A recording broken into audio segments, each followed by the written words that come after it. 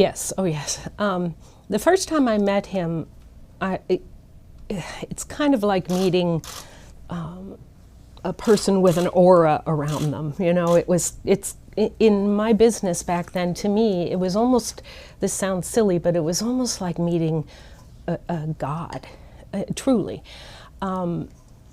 He shook my hand. I remember thinking how soft his hands were. Mine were considerably rougher, having lived on a farm for a while.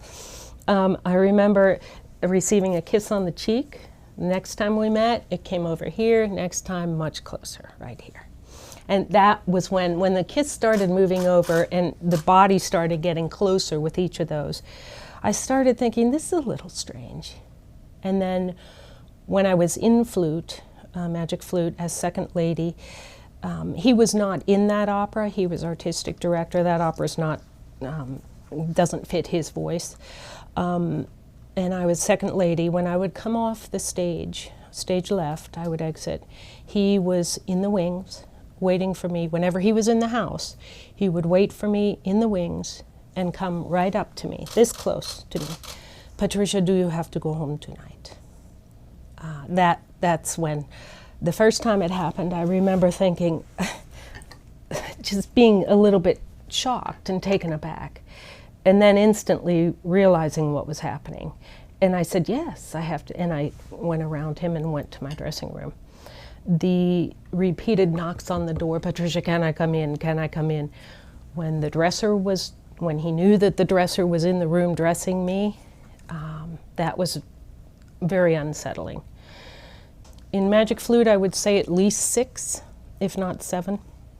In Don Carlo, he was often in the house. He was not in that opera as well, but he was often in the house.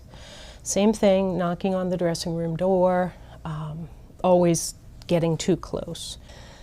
I can't count.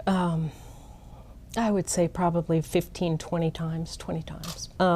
His power was and remains immense. I think part of the problem we're facing today is that AGMA, the American Guild of Musical Artists, because of his power, is not admitting what they found in their report, is not making it public.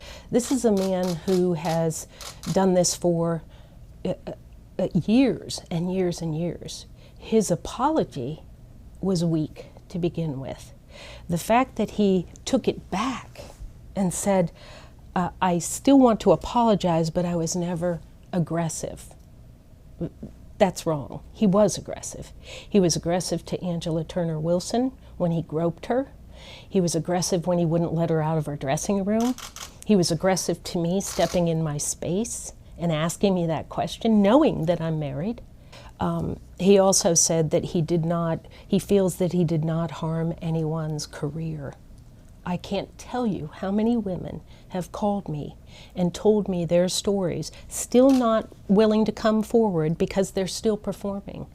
But he would promise them roles, and then he would, if they didn't perform for him, and I don't mean sing for him, if they didn't perform for him sexually in some way, he would take the roles away. So his power is immense, and he rules AGMA right now because he can sell tickets.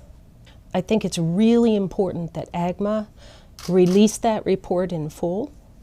I think it's extremely important that they expel him from the union and don't allow a predator. This is a predator who's done this repeatedly. Just because he gives a weak apology, what makes us think he's not going to come back and do it again? It's a habit.